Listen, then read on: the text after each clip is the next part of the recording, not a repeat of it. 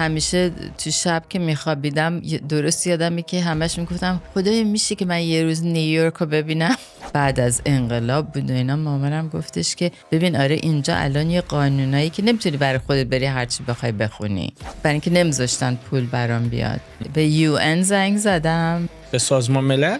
بعد من یه کار گرفتم برای همین Federal Reserve Bank of New York. آنالیزور بودید اونجا درسته؟ آنالیز اسم این کمپانی رو به من گفت میخوای این ریت کنی. حالا من تا حالا در عمرم به شرکت‌های هواپیمایی نگاه نکرده بودم. یعنی می‌خواست ایرلاینا رو ریت بکنید شما؟ نصف هواپیمایی‌های تمام دنیا. من خاطرم هست بعد 11 سپتامبر این مسائل به وجود اومد. این همه آدمایی که میان میرن سوار هواپیما میشن بیشترشون مال وسترنن. در حال حاضر فقط 5 تا 6% مردم در جهان ممکنه سالی یک بار سوار هواپیما بشن. خیلی آدما هستن تو چین و هند که حتی از سوار هواپیما نشدن تا عمرشون. یه بخشی از دلیلشون نمیفهمم، چون یکی از اون تحریم‌های عجیب غریبیه که خیلی به جان آدمیزاد بستگی داره. تو ایرانه که خیلی حساسه، برای اینکه خب یه کشوری دیولپینگ نمیشه که اینطوری با هواپیماهای قراضه مال 1000 سال پیش. تو ایران از کجا هواپیما میارن؟ تکنولوژی رو ندارن، مگه اینکه خب خودشون یواش یواش برای خودشون هواپیما بزنن همونجوری که چین کرده. اما برام خیلی جالب میشد اگه میتونستم برم ایران و برام اپورتونیتی بود که برم مثلا همین کارهای مشاورم بکنم. و خب اون اتفاقات تلخی که رقم زده بود عبدالمالک ریگی اگه اشتباه نکنم، این فامیلی رو گونه دیگه ای مخاطب میشناسه.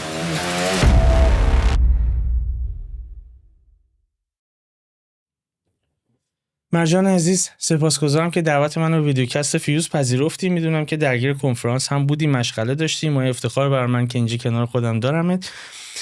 دلم میخواد اول به حوزه کاریت ورود بکنم، ولی خیلی چیز تخصصی احتمالاً مخاطب ما هم کاملا ازش سر در نره، کم کم بذار بهش ورود بکنیم. یه مقداری بپردازیم به بایوگرافی شما. کجا به دنیا اومدید؟ چی شد که اصلا مهاجرت کردید؟ چی خوندید؟ کجا خوندید؟ من در تهران ایران به دنیا آمدم و دیپلم دبیرستانم اونجا گرفتم. بعد همون موقعی شد که دیگه انقلاب داشت میشد و حکومت نظامی و این چیزا بود. بعد بالاخره یه جوری ویزامو گرفتم، ویزای آمریکامو، با سختی البته ولی خب گرفتم. بعدم اومدم آمریکا. اصلا دلیل مهاجرتتون همون وضعیت سیاسی تو ایران بود؟ نه، من همیشه خیلی دلم میخواست بیام از ایران بیرون، حتی از بچگیم. چرا؟ برای اینکه سخت بود برام. میدونی خیلی من از اون بچگی خیلی دوست داشتم برم یه جایی که بیشتر فرصت اینا باشه.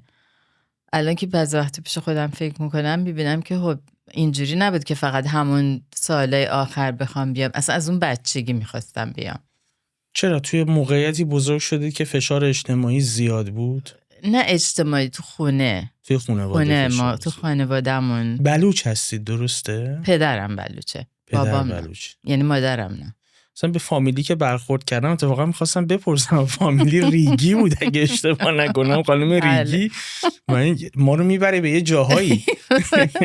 زیادی هم نرین اونجا.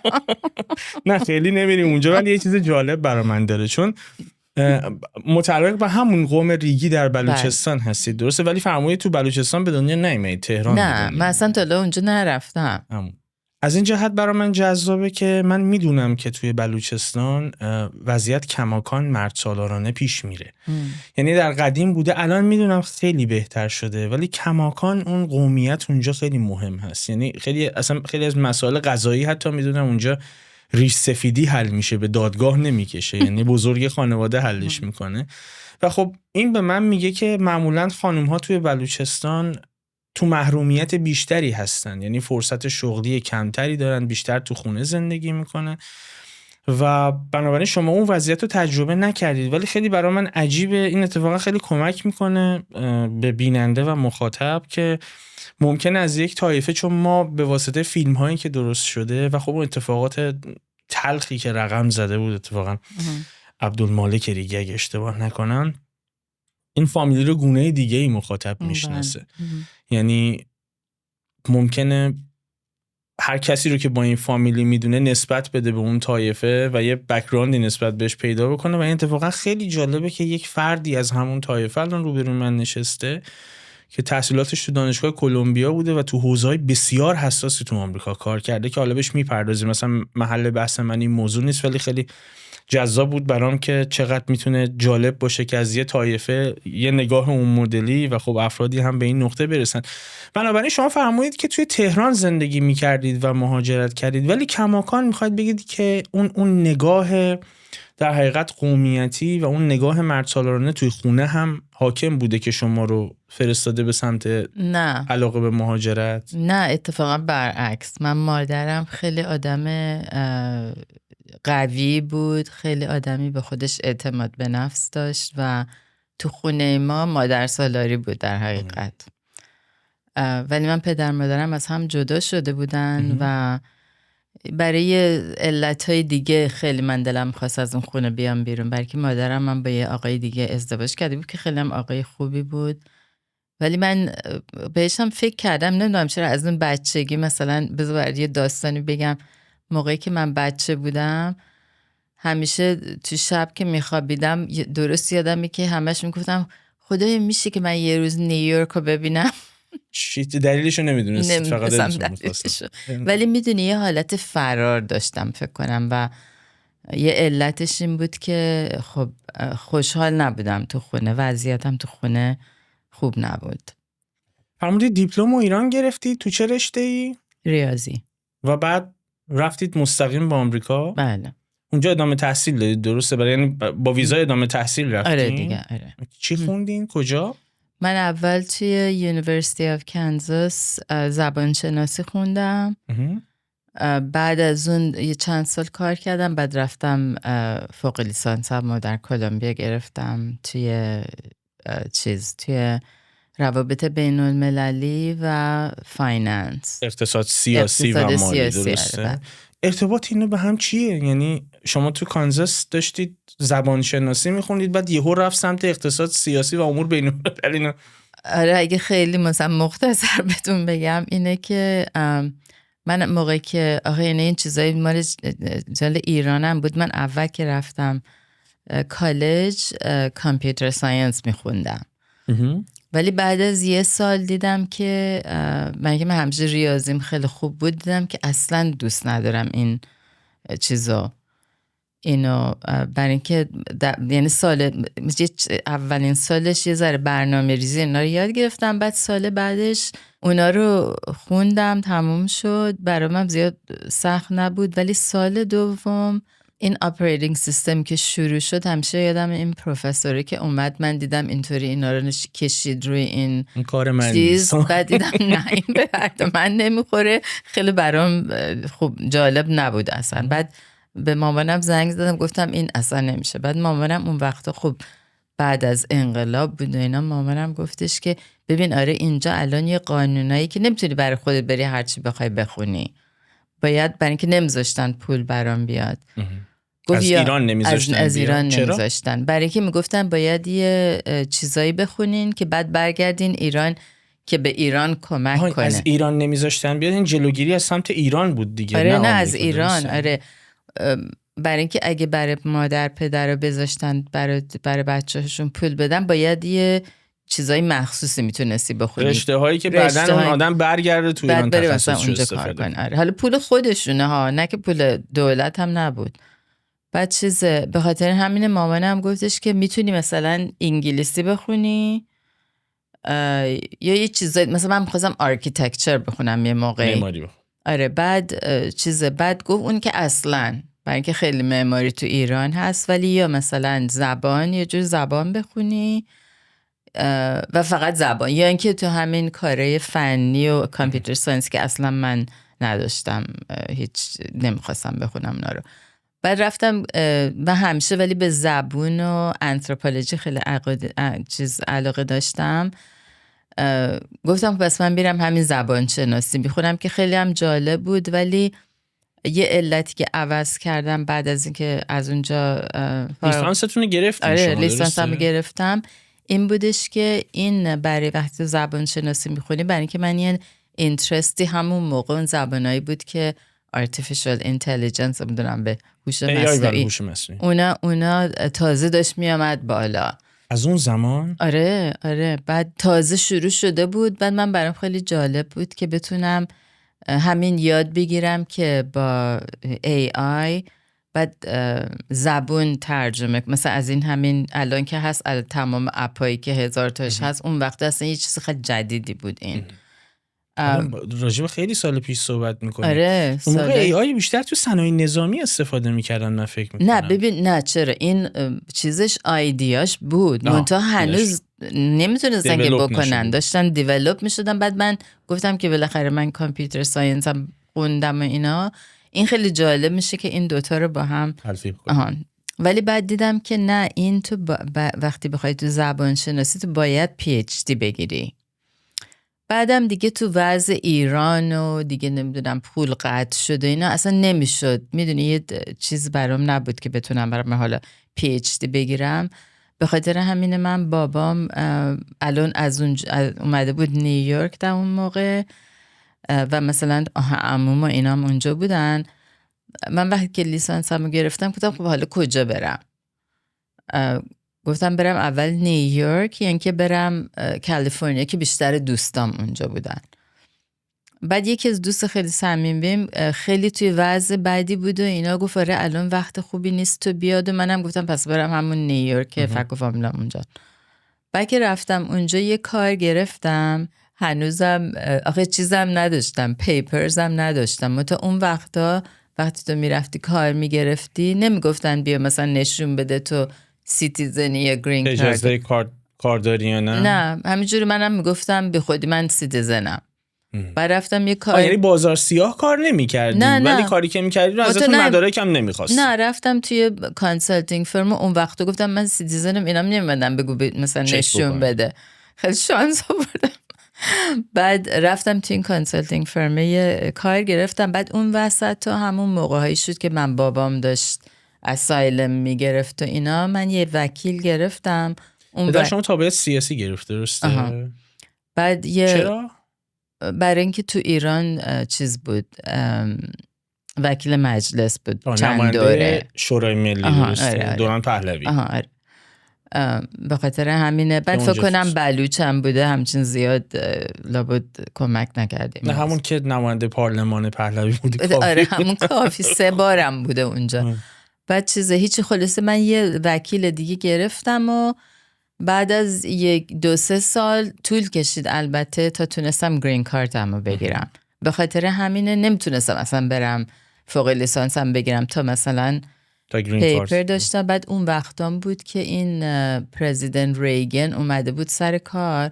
بعد این رفته بود این قانونی که چک نمی‌کردن قانون شد که هر کس تو آمریکا یکی استخدام میکنه باید همجور نمیتونن بی خودی برن مدارکش باید. بعد من خیلی از این موضوع میترسیدم. بعد این کاره رو هم نمیخواستم ول کنم برای که میدونستم نمیشه. ولی خب این وکیل خیلی وکیل خوبی بود و خیلی بهم کمک کرد.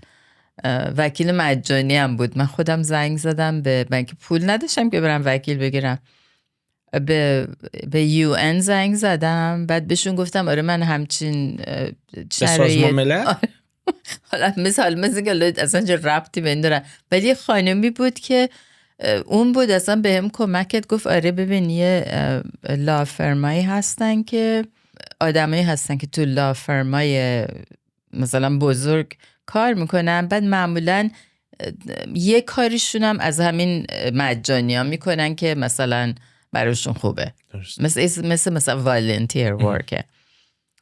بعد خلاص این زنه اصلا این پسره رو میشناخته، اینو من با این آشنا کردم. انقدر این مرد به من کمک کرد که خیلی. و شما تونستید گرین کارت بگیرید؟ گرین کارت گرفتم. بعد تا گرین کارت رو گرفتم که بتونم برم دوباره مدرسه، برای اینکه دانشگاه اون موقع لیسانس رو داشتید، حالا می‌خواستید فوق لیسانس؟ می‌خواستم برم فوق لیسانس بگیرم. برای اینکه یه چیزی که من متوجه شدم که وقتی توی به خصوص تو محیط نیویورک شما اگه نرفته باشین مدرسه تاپ خیلی سخته براتون کار خوب پیدا کنید. نیویورک رقابت زیاده، خیلی رقابت زیاده. بعدم با زبان شناسی که نمیاد کسی که مثلا فقط لیسانس داره نمیاد بهت کار درست حسابی بدن که.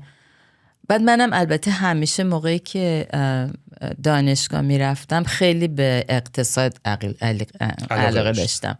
یه پروفسور اقتصاد داشتم که بعدا هم چیز شد، یادم خیلی مهمی شد توی فدرال ریزرو بانک آف نیویورک. اون اصلا منو شد مثلا یه حالتی مثل منتورم. و همیشه من یادم دفعه اول که اومد تو کلاس اصلا من چیزه شدم، خیلی گیرا بودی، آدم خیلی سمارت و اینتلیجنت و کاریزماتیک بود و به خاطر اون اصلا شد منتورم و به خاطر اون خب خیلی علاقه داشتم به اقتصاد، ولی نمیذاشتن باز دوباره از ایران برم لیسانس اقتصاد بگیرم، نمیشد. یعنی دوباره نمیشد خانواده هزینه‌ای بفرسته برای شما؟ اصلا قبل یعنی به جای اینکه مثلا چجوری اینو چک می‌کردن؟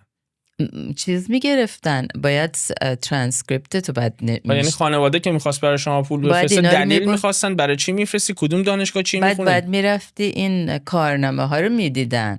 خیلی جدی بود این جریان. آره، برای اینکه اون موقع بود که بعد از چند سالم جنگ شده بود، خب ارز خیلی براشون سخت بود دیگه. نیاز به نیروی متخصص هم بود داخل کشور. آره، چون مثلا حالا میگفتن بودن. اقتصاد حالا چیز نیست که ما بدونیم مثلا. بعد هیچ خلاصه به خاطر همین من به اینم خب علاقه داشتم. بعدم یه مقدارشم شانسم هست. چرا؟ برای اینکه آدم توی محیط نیویورک دیگه همه توی اقتصاد و فایننس و اینان. بعد من شروع کردم یه کتابای خوندم که مثلا اون وقتا خب میرفتی کتابخونه ببینیم مثلا میخوای چی کار بکنی. بعد من دیدم که این اقتصاد و فایننس و اینا خیلی برای من جالبه. منتها میدونستم که بدون فوق لیسانس نمیتونم برم یه کار درست حسابی بگیرم. آره، البته البته تو نیویورک خیلی، برای اینکه مثلا من موقعی که میخواستم برم، قبل از اینکه برم کلمبیا رفتم دنبال اینجور کارا، میخواستم برم چیز بشم، انالیست بشم تو این مثلا وال استریت. بعد که رفتم پیش این چیزا، اینایی که هید هانترها، نمیدونم به فارسی چی میگن، هید هانتر، یکیشون به من گفت ببین اینایی که تو این کاری که تو داری دنبالش میگردی اینا رو میدن به هاروارد MBA ها، نه به تو. بعد دیدم که نه اینجوری نمیشه، گفتم برم همین فوق لیسانس. فشار وحشتناکی هم داره اونجا تو وال استریت، یعنی فشار وحشتناک. آره خیلی، نه کار سختیه، ولی کار سختی هست ولی خیلی کار اینترستینگه. بعد هیچی خلاصه رفتم فوق لیسانس هم گرفتم و اینا. خب رفتی دانشگاه کلمبیا شما فوق لیسانس گرفتی. اینجا خانواده دیگه پول نمیتونست بفرسته برای این موضوع؟ نه اینا رو هم. بعد کلمبیا هم یه چیز دانشگاهی خیلی گرون، خلاصه رفتم توی قرض خیلی بالا. اصلا بیدیل توی کلمبیا درس خوندن واقعا دشواره. آره دشواره و قرض خیلی بالا، برای اینکه میدونستم خب نمیتونستم که بدم. بعد البته یه اسکالرشیپ هم اون وسط رو بهم دادن، ولی برای زیاد نبود، مثلا برای نصف سال مثلا. بعد خلاصه بالاخره اونو تموم کردم و اینا. بعد برام توی اون وقت خب میامدن تو خود دانشگاه ریکروت میکردن. بعد من یه کار گرفتم برای همین فدرال ریزرو بانک آف نیویورک. آنالیزور بودید اونجا، درسته؟ آنالیست بودم. آره، آنالیست بودم برای بانک ها. توی اون همین بانک مرکزی نیویورک از تمام بانک های مرکزی آمریکا مهمتره. چرا؟ برای اینکه وسط وال استریت دیگه، و یه کاری که میکنن تحقیق میکنن راجع به تمام ایشوهایی که تو بانکینگ هست و نمیدونم فایننس و کپیتال مارکت، از این چیزا. بعد از یه سال و نیم یه نفر از همین هد هانترها به من زنگ زد، گفتش که آره یه نفر اینجا توی مودیز اینوستر سرویس داره دنبال یکی میگرده، ما اسم تو رو پیدا کردیم و میخوای بیای اینترویو، البته این کاره توی لندنه. و من گفتم لندن؟ چه جالب. خب البته چیزم داشتم دیگه، گرین کارتم داشتم دیگه، چیز نبود. هیچ خلاصه رفتم با این آقاه اینترویو کردم و با رئیسش اینترویو کردم. اینا زود این کاره اینا به من چیز دادن، پیشنهاد دادن. حالا من اون موقع که تو وقتی میری اینترویو کنی همچی فکر نمی کنی حالا باید همه چیزام ببندم برم لندن، که البته از اون موقع خیلی هم برام جالب بود که برم مثلا یه جای دیگه. بعدم تو اون چند ساله قبلش نیست ایرانیا نمیتونستن مسافرت کنن دیگه، منم دیگه داشتم میوردم که برم یه جای دیگه. مثل که همیشه این اصلا یه الگوی منیم. خب فرار کنم برم یه جا دیگه. اینا یعنی نمیتونستم مسافرت کنم منظورتون با آمریکا؟ نه از خود آمریکا. ما برای اینکه پاسپورت ایران، من پاسپورت استیتلس داشتم. بعد هر جا که میخواستم برم با گرین کارت هنوز سیتیزن نشده بودم. باید میرفتی ویزا میگرفتی، بعد بوروکراسی داشتی. آره بعدم میفهمیدن ایرانیان خیلی خوب. اون وقتا خیلی، الان هم سخته، اون وقتا هم خیلی بد بود. هیچ خلاصه اینا زود کارهای منو کردن و تازه کار اجازه کارم برام توی انگلیس گرفتن و من بعد از که اینا اومدن شما رو انتخاب کردن از بانک مرکزی آمریکا. اینایی که این هد هانترها خب نگاه میکنن جاهایی که مثلا خوبه، میبینن کی اونجا کار میکنه، لابد فهمیدن منم خارجیم، شاید مثلا بیشتر میخوام برم اونجا. بعد این یارو مردی که رئیس من بود خودش من رومانی بود. من فکر کنم بعد اونم همین کولومبیا رفته بود. درست. اینا رو نگاه میکنن، بعضی وقتا مثلا میگن بالاخره الامنای بوده مثلا. هیچ خلاصه اینا منو استخدام کردن و رفتم لندن و اینا. بعد از یه سال خورده بعد من دیدم که اصلا لندن رو دوست ندارم. چرا؟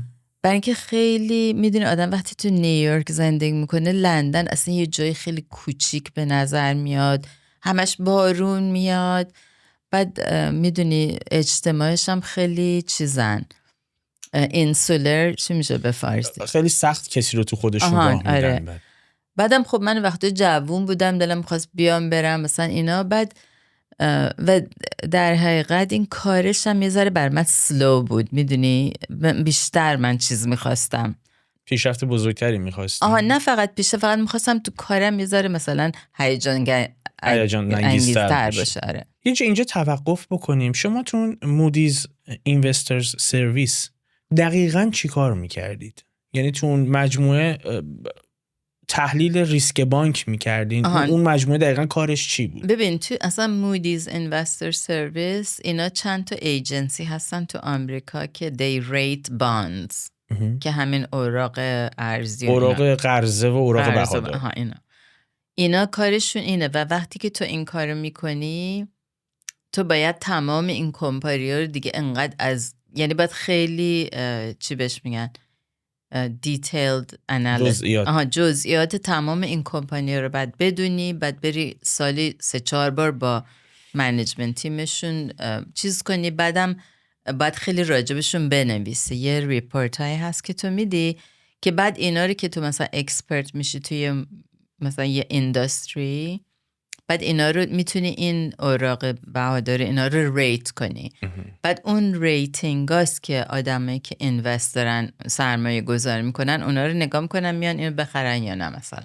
چون ممکنه مخاطب ما ندونه اوراق قرض و اینجور مسائل چیه. یا وقتی ممکنه یه شرکتی نیاز به پول داشته باشه، اوراق قرض چیزی شبیه به قرض دادن میمونه، با این تفاوت که اگه البته اشتباه میکردم منو تصحیح بکنین که یک قراردادی بین اون شرکت، اون بانک یا هر چیز دیگری هست که یک اوراق قرضه‌ای رو میفروشه و عملاً شما وقتی این اوراق قرضه رو خریداری میکنید دارید بهش کمک مالی میکنید. این پول رو که ازش میگیرید او موظف میکنه خودش رو که تا زمانی که این اوراق قرضه رو شما خریداری کردید یه تاریخ مشخصی داره، سالانه یه درصدی سود به شما بده که خب شما پس اینجا قاعدتاً مسئول رتبه بندی و تحلیل ریسک این بانک ها و شرکت هایی بودید که میخواستن اوراق بهادار یا اوراق قرضه بدن.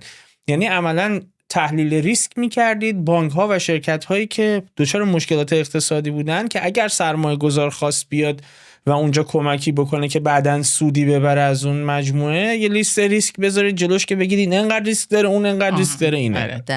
و خب این رو هم بعد از 1 سال و اندی ترجیح دادید که رها کنید برگردید برید آمریکا. تو نیویورک دوباره مشغول به چه کاری شدید؟ حالا تو نیویورک تو همون کمپانی مودیز، میگم این یه بیزنس جدیدی بود اون وقتا، بهش میگفتن structured finance که حالا نمیخوام برم تو خیلی دیتیلد ولی چون ممکنه مخاطب اونم خیلی سرنه از این موضوع خیلی تخصصی، من خودم قبلش نیستم مطالعه کردم. بعد اونو هیچی رفتم اونجا این کاره رو گرفتم و بعد که همیشه هم یادمه بنک این کار structured finance خیلی توش چیز هست. یه قسمتش که خیلی مهمه اینه که شما بلد باشین لیگال انالیسیس بکنین. این خیلی چیز پیچیده. چرا تحلیل قانونی چرا باید؟ برای اینکه این میدونی این structured finance خیلی تو باید این یه دیل چی میشه به فارسی؟ معامله. معامله که میشه تو باید چیز ساین کنی، باید کانترکت ساین کنی.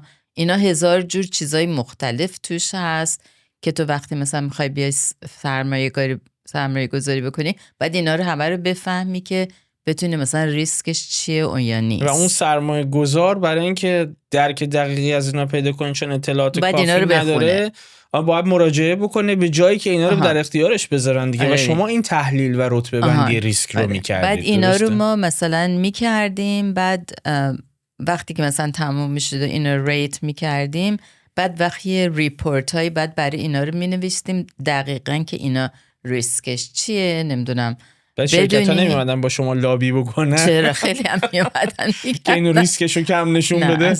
اصلا تو این کار ریتینگ یه کانفلیکت هست، برای که اون شرکت شما رو استخدام میکنه که اینا رو برشون ریت کنین، بعد اون سرمایه گذارا به شما دارن اطمینان میکنن که شما این کار درست رو بکنین. به خاطر همینه توی این کمپانیای ریتینگ معمولا اون آدمایی که انالیستن که مثل من با اون آدمایی که میرن معامله های مثلا پول، مثلا یه بانک میاد پول انقدر به ما میده که این کار بکنه، اینا همه جداست، بهش میگن چاینیز وال. خب فرمودید توی اون شرکت توی نیویورک مشغول این کار بودید درسته؟ و جلوتر؟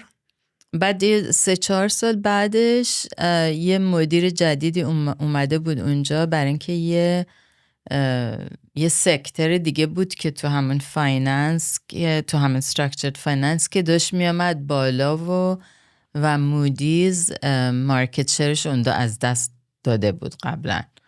بعد این آقا اومد با من اینترویو کرد و داشت استخدام کرد برای گروه خودش تو همون مودیز. منم اینترویو کردم و اونم زود به من یه کار خیلی خوبی داد اونجا، ولی باز دوباره این کار بود که من قبلا تا حالا نکرده بودم. بالاخره یه اندستری جدید بود. چی بود؟ مال ریل استیت. وامایی که برای خونه و اینا میدن به مردم. وام با وثیقه مسکن. آره دقیقاً.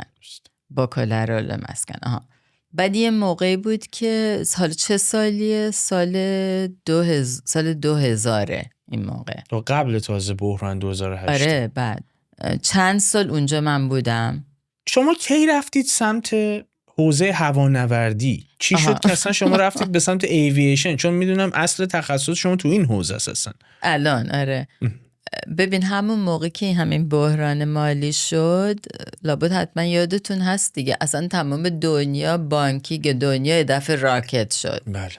و به خاطر همینه که دیگه اون گروهی که به خصوص که من اصلا کارم تو همین کار واما و اینا بود، اصلا دیگه کار نبود تو اون گروه. و یکی از همین بانک های خیلی بزرگ آمریکا اسمش میگن لیمن برادرز، اینا خیلی تو این کاری که من بودم خودم، اصلا اینا یکی از کلاینت های خیلی مهمه من بودن. تو همون بخش وام با وثیقه مسکن که داشتید میگفتید. آره منتها این لیمن برادرز خصوصیه. یه جای خوبی که بهش میگن اینوستمنت بانک، یه جای خیلی بزرگ خصوصی، تمام دنیا هم چیز داشت. بعد حالا این به من چه ربطی داره؟ به خاطر اینکه من دیدیم ما هیچ کار نیست که تو کار ما. بعد اینا میدونستن که من قبلا بانک ها رو نگاه کرده بودم و اینجور سکیوریتی ها رو خیلی خوب بلدم. بعد هیچ خلاصه اینا به من گفتن که تو بیا برو لندن، این بانک ها همه دارن ورشکست میشن، تو بیا برو این انالیست که بانک ها رو انالیزه میکنن تو لندن، تو اینا رو کمک کن، ببین اینایی که این بانک ها خریدن اینا رو نمیفهمن، تو مثلا کمکشون کن. منم با اون موقع چاره‌ای نداشتم برای اینکه کار نبود، بعد تو خود چیزم هم کار نبود. و حالا تو فکر کن من یه بار رفته بودم لندن، خوشم نمیاد، حالا الان تازه یه بچه کوچولو هم داشتم، بچه 6 ساله. ولی بالاخره گفتم خب حالا این که الان که وضع اینجا خیلی بده و اینا، بعد گفتم خب برای من مثلا یه تجربه خوبی میشه. خلاص رفتم لندن بعد گفتن تو حالا برو 1 سال اونجا بمون بعد برمیگردی. بعد دیدم که بعد از 1 سال گفتم خب من میخوام برگردم. گفتن نه الان وضع خیلی بده، این جریان همین بحران هنوز درست و درستم بود. چند سال طول کشید که ما تونستیم این بحران رو چیز بدیم، از دست بدیم. بعد من رد کنیم. آره. بعد این بچه من یه شد مثلا 6 سال 7 سال، تو فکر کن تا 4 سال من اونجا بودم تو لندن. بعد مورد علاقتون. آره خیلی. بعد این دفعه که دیگه خیلی هم از قبل ناراحت بودم اینا. بعدم میدونی من نمیخواستم بچم انگلیس مدرسه بره. چرا؟ برای که به نظر من با اینکه خیلی فکر میکنن چیز ایژوکیشن تو انگلیس بهتره، این اصلا به نظر من درست نیست. دلم میخواست بچم بیاد برگردیم بریم آمریکا، برای اینکه میدونی منم نیست سنم کم بود رفتم آمریکا، یعنی آمریکا اصلا هوم منه. میدونی هیچ وقتم نتونستم مثلا به لندن اخت بگیرم. بعد چیز رفتم هیچ خلاصه رفتم دیدم نه اینا هرچی بهشون میگن نه نمیدونم اون کار این نیست اون نیست، برای اینکه این استراکچرد فایننس هم اصلا هنوز بر نگشته بود، برای اینکه این بحران خب خیلی سالا طول کشید دیگه. یعنی شما 4 سال تو لندن ولی هنوز شرایط آمریکا به حالت عادی بر نگشته. آره هنوز نگشته، حتی خود توی اروپا هم هنوز ولی آمریکا به خصوص. آره خلاصه دیگه با چه داستانی من اصلا کارمو چیز کردم، استعفا دادم از کاری که تو لندن میکردم. بعد خیلی خوب ریسکی بود ولی میدونی دیگه اصلا میخواستم برم. هیچی استعفا دادم و برگشتم نیویورک و تونستم که بچه‌مو تو این مدرسه خودش دوباره برگردونم، برای اینکه اون موقع من مهمترین چیز برام این بود که این بتونم آیندهشو درست بذارم، مدرسه درست حسابی بره اینا. بعد کلاس 5مش اونجا گذاشتمش اونجا. بعدم برای همین مثلا راهنمایی بهش میگن اونجا جونیور های مدرسه خیلی عالی دوباره پیدا کردم که بعد میرفت اینترویو میداد، اینا رو کرد. بعدم قبول شد و من دیگه خیالم راحت شد. مثلا حالا اینا همه 5 ماه طول کشید دیگه که برنگشین لندن. نه دیگه اصلا هیچ. حتی الان وقتی میرم لندن برای بیزنس بعض وقتا میگم برای ویزیت خوب. البته همون موقعی آقایی بود که قبلا تو مودیز کار میکرد اینا، منم با اینم مثلا داشتم دنبال کار میگشتم، با اینم حرف زده بودم. توی آگست 12 این آقا به من زنگ زد که گفتش که ما یه دونه ریتینگ ایجنسی جدید زدیم. KBR. آره. گفت تو بیا اینجا. که چی کار میکنه چون اینجا بعد دیگه جالب میشه مثلا. آره. بعد تو گفت تو بیا اینجا.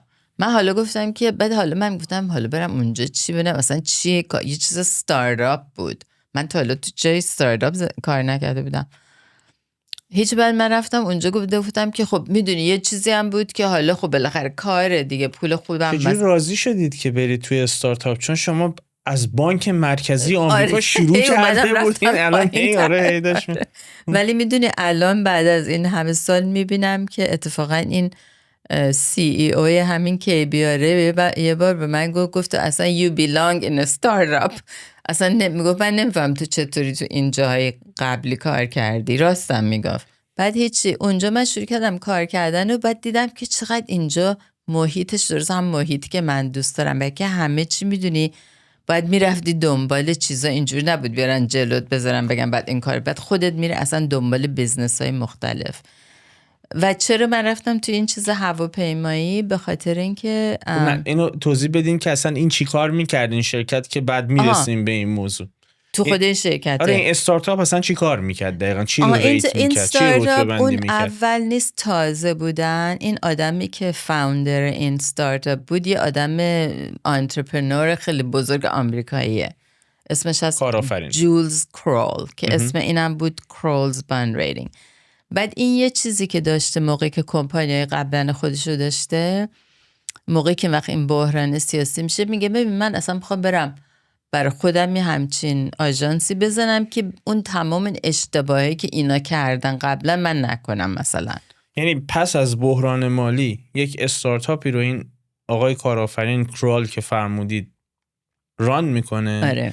که تو این استارتاپ بررسی کرده که چه اتفاقاتی توی بحران مالی سال 2008 افتاده که دقیقاً همینها رو مرتکب نشه. آره ولی توی حوزه هوانوردی درسته؟ نه اون حوزه هوانوردی هنوز مونده تا بهش برسیم. آره منو استخدام کردن که براشون ریتینگ متدولوژی، ریتینگ کرایتریای بانک‌ها رو براشون بنویسم.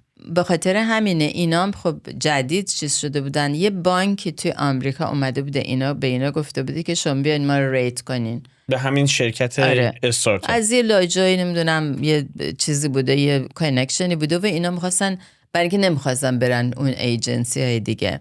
ما شروع کردیم بانک ها رو ریت کردن. بعد من اونجا بود که دیدم این سپیریت انترپرنوریال شیپمو خیلی توم سترانگی که نمیدونستم قبلا خودم. یعنی احساس کردید که شم کارآفرینی دارید خیلی اونجا. آره، و اصلا نمیدونستم خودم که اینا مثلا توی سن دیگه چیز شدم، بچه که نبودم، برای که دیدم که این چقدر بر من جالبه. هی رفتم این بانک رو که ریتش کردیم، من خودم رفتم دنبال بانک های دیگه. نیست مثلا خب ما ستارتاپ بودیم رفتم این بانک های مثلا کوچولو اینا بالاخره، ولی من اون بیزنس اصلا راه انداختم. بعد یه آقای خیلی از این بیلیونرهای مورمن با اینا خب چیز داشته، رابطه داشته. بعد این اینوستمنت بانکرای مثلا یه بانک دیگه که اون همین بانک رو آورده بودن برای ما ریتشون بکنیم، اینا یه روز به من زنگ میزنن، همیشه من اینو یادمه. این بانکر گفتش که آره این اسم این کمپانی رو به من گفت میخوای این ریت کنی. حالا من تا حالا در عمرم به شرکت‌های هواپیمایی نگاه نکرده بودم. گفتم که چرا که نه، برای که من همش اینم بود که بیزنس جدید بیارم برای کمپانی، برای همون استارتاپی که الان اقدام کرده بود فقط بانک ها رو ریت بکنه. نه فقط با یه کارهای دیگه هم میکرد، منتها هیچ ربطی به کاری که من اونجا داشتم نبود. یهو از حوزه هوانوردی هم کسی به شما پیشنهاد داد که اینا رو هم ریت کنی؟ آره یه آقایی توی بانک، حالا مثلا یکیه، بعد اینا من حالا نمیدونستم اصلا این چی هست. یعنی میخواست ایرلاین ها رو ریت بکنی؟ نه فقط نه، اینا ایرکرافت لیسینگ، اینا لیسینگ کمپانی هن. و این آقای یعنی کسایی که یعنی شرکت هایی که هواپیما به ایرلاین ها اجاره میدن یا میفروشن، درسته؟ نه اجاره فقط اجاره میدن. میفروشن بعضی وقتا، ولی معمولا اون ایرلاینان که به اینا میفروشن اجاره میدن. چرا؟ به خاطر اینکه تو وقتی میخوای بری هواپیما بخری خب خیلی گرونه دیگه. حالا میرسیم، سوال دارم در اون زمینه. اینو بهش ریتینگ دادیم و تموم شد رفت. و به خاطر همون کاری که من با بانک ها کرده بودم، بعد من دیدم این چقدر چیز اندستری صنعت چقدر صنعت جالبی، هیچ وقت فکر نمی‌کردم. خیلی صنعت جالبی، اصلا هر کسی که میره توش دیگه نمیخواد بیاد بیرون. هیچ. خلاصه من که این کاری کردم، بعد گفتم خب پس منم برم دنبال این ایرکرافت لیسینگ های دیگه، این همه مثلا یاد گرفتم. بعد شروع کردم تماس گرفتن با همه، به خصوص اون استارتاپ هاشون، دونه دینا اینا رو گرفتم. سوال برای من پیش اومد. من درک میکنم که مثلا این کمپانیایی که هواپیما میخوان اجاره بدن به عنوان مثال به ایرلاین ها، یا اصلا شرکت های دیگری بخوان بیان به شرکت های خصوصی مراجعه بکنن و بگن که خب ما رو ریت بکنید، از این جهت این کار رو میکنن که اگه ریت بالایی به دست بیارن، این ریسک کمی داشته باشن، راحت‌تر میتونن برن از بقیه جاها. کمتر میدن. یعنی میتونن خیلی راحت‌تر میتونن برن از این ور اونور وام بگیرن، یا اگه سرمایه‌گذار خصوصی میخواد بیاد سرمایه‌گذاری توی حوزه، میاد یه لیست ریتینگ رو نگاه میکنه، ریت کدوم بالاتره، کدوم سودده‌تره، کمتر ضرر میده، کمتر ریسک داره بره اونجا. بانک ها چرا میومدن این کارو میکردن؟ یعنی بانک ها چرا میومدن و میخواستن ریت بکنن خودشونو؟ خب بانک هم این اوراق قرضه رو چیز میکنن، برای اینکه ببین این اوراق قرضه فقط تو جاهای خصوصی نیست، یه جاهای عمومی هست که تو میری اینا رو. یعنی بانک ها هم پیش بینی این رو میکردن که وقتی ممکنه به بحران بخورن و بعداً به پول نیاز داشته باشن، میومدن خودشون رو ریت میکردن که بتونن، که اگه ریت بالاتری داشتن، مثلا اوراق قرضه که میخوان پخش کنن، مردم تمایل پیدا بکنن برن اون رو بخرن. اوراق قرضه خودشون البته برای که تو آمریکا بیشتر کمپانیا میرن تو، میدونی بعد میری مثلا یه مقدار پول از بانک قرض میکنی، ولی بیشتر پولی که funds your business you go into the market to raise the money. من که مثلا تو آمریکا تو بازار سرمایه بیشتر میچرخی تا بانک. آره بازار سرمایه تو آمریکا خیلی دیولپته. خب برگردیم سر همون مسئله که شما با ایوییشن اونجا آشنا آره بالاخره با این رفتم دوباره دیگه. حالا انقدر اینم سخت بود به خاطر اینکه ببین این به خصوص این ایرکرافت لیسینگ کمپانی‌ها این ریتینگ هایی که ما بهشون میدادیم اینا در پابلیک ریتینگز عمومی بود، همه میدیدن. آره همه میدونستن. باید مثلا یعنی تمام دنیا میدونستن مثلا من این کمپانی اکس رو مثلا بهش A- دادم مثلا. و یه پرابلمی که KBR داشت اینه که اون اسم مودی آره استارتاپ اون اسمی که مثلا مودیز و S&P نداشت یه جای تازه کار بود. به خاطر همین خیلی از این ایرکرافت لیسینگ ها احتیاج داشتن به این پابلیک ریتینگ ها و پابلیک ریتینگ های KBR زیاد چیز نداشت. انگلیسیشو بگی credibility. برای اینکه اعتبار نداشت. بعد دیگه کم کم اسممون در رفت. بعد میرفتم تو همین کنفرانس حرف میزدم اینا اسممون یواش یواش در میزد، اینا همینطور رفت رو هم. ولی یه چیز دیگه تو ایوییشن هست اینه که خب فقط ایرکرافت لیسینگ ها که نیستن. ببین توی همین هوانوردی 50% هواپیماها مال ایرکرافت لیسینگ کمپانی هاست، 50% دست ایرلاین هست. یعنی ایرلاین ها معمولا نصف هواپیمای های تمام دنیا که الان مثلا تقریبا 20,000 تا هواپیما هست تو دنیا، نصفشونو این ایرکرافت لیسینگ ها خریدن، نصفشونو ایرلاین ها. بعد که من این ایرکرافت لیسینگ تو میخونی میبینی که خب پس ببین این ایوییشن اصلا یه صنعت خیلی بزرگیه، خیلی گلوباله که من برام خیلی انترستینگ بود. خیلی دیگه خب مثلا خیلی جالب بود برای من. مثلا I was promoted several times, I became a partner at some stage, it was really interesting. منتها یه دفعه باز کار موقعی که کووید شد، خب یادتی که اصلا دیگه هیچ از پرواز نمی‌کرد. الان میخوام بپردازم اتفاقا به همون اتفاق. چه اتفاق عجیبی برای هوانوردی بود. یعنی میدونی اتفاق وحشتناکی بود. به کووید که رسید اون اولا برای اینکه خب ایرلاین ها یه دفعه دیدن اصلا درآمد ندارن دیگه، مجبور شدن که یا برن از دولت ها پول بگیرن یا اینکه خودشون بیان برن دوباره تو مارکت از همین کپیتال مارکت سکیوریتی ایشو کنن که بتونن باز اقلا پول چیزاشونو بدن، امپلویاشونو بدن. خیلی آرم فرلو کردن، خیلی ایرلاین ها اصلا ورشکست شدن رفتن، اصلا نمیتونستن دیگه. برای که این ایرکرافت لیسینگ کمپانی ها خب اینا رو اجاره داده بودن به ایرلاین ها دیگه، هواپیماها به هواپیماها اجاره داده بودن به ایرلاین ها. و این کانترکتی که تو اجاره میدی از ایرکرافت لیسینگ به ایرلاین اجاره میدی، یه کانترکت خیلی چیزیه، بهش میگن تریپل نت، یعنی که حتی اگه تو پولم نداشته باشی باید این اجاره ها رو بدی، یعنی هیچ چیزی نیست، اوتی نیست توش، یعنی فرصت توش تعبیه نشده. وقتی شما اجاره میکنی باید هزینه‌شو بدی و حتی اگر کووید بشه و هیچ پروازی نشه، من هواپیما رو اجاره دادم. آره باید تو بدی اینا. ولی خب الان ما یه چیزی شده بود که دیگه تمام ایرلاین‌های دنیا نمیتونستن خب بدن پول این اجاره ها رو. و یه کاری که این ایرکرافت لیسینگ کمپانی کردن که خیلی جالب بود، اینا دیدن اون بزرگاشون که ببین ما که بالاخره این کووید بالاخره یه موقعی تموم میشه، بذار ما بیایم با این ایرلاین‌ها باشون کار کنیم، بگیم خب حالا مثلا بذار ریستراکچر کنیم اینا رو، که این کارم کردن و خیلی ایرلاین‌ها رو اصلا این مشون بیان به ایرلاین‌ها کمک هم بکنن. آره خیلی اصلا خیلیاشون به خاطر اینا تونستن بمونن. یه سوالی بر من به وجود میاد الان، شما شرکت هایی که هواپیما اجاره میدادن رو شروع کردید ریت کرد؟ اول اونا رو. چجوری میتونید اتفاقاتی که پیش بینی نمی کنید رو هم دخیل بکنید؟ مثلا مثال میزنم، من خاطرم هست بعد 11 سپتامبر این مسائل به وجود اومد.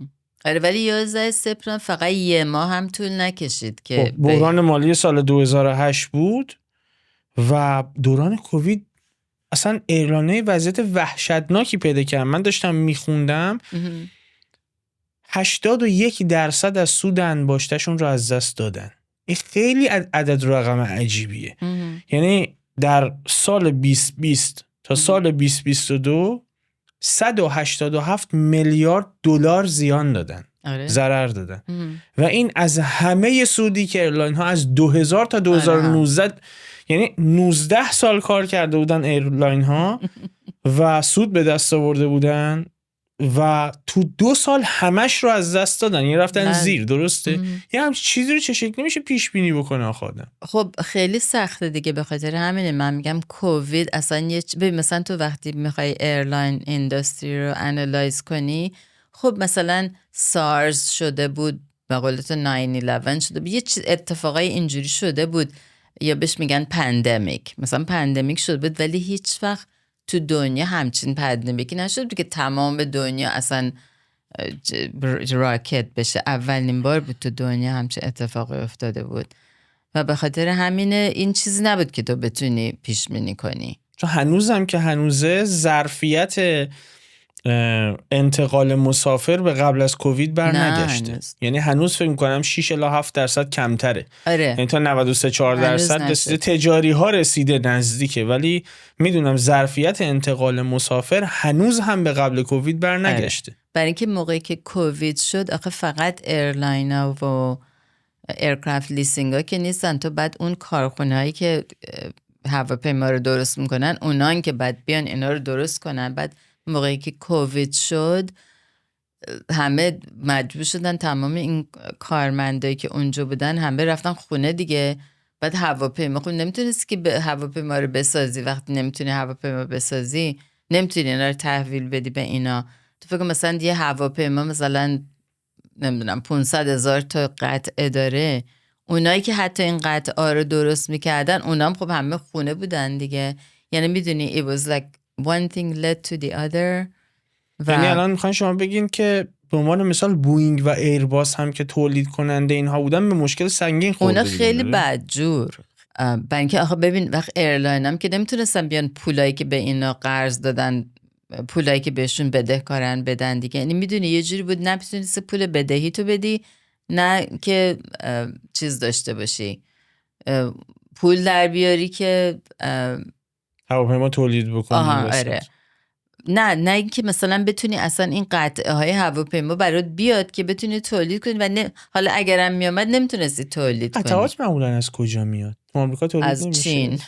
یعنی هواپیما که تو آمریکا تولید میشه قطعه‌شو چین میده؟ آره بیشتر چین و جاهای دیگه، فقط چین نه. چقدر غریب. آره یعنی ایرباس و بوئینگ و اینا هم قطعاتشون همه رو از چین میگیرن. یعنی فقط نه از چین خودش تولید نمیکنه؟ چه تکنولوژی رو ندارن که خودشون؟ چرا خب دارم. برای اینکه میدونی یه تکنولوژی هست توی همین هوانوردی بهش میگن ایویونیکس. اون چیزی که این موتورای هواپیماست که از همه چی مهمتره.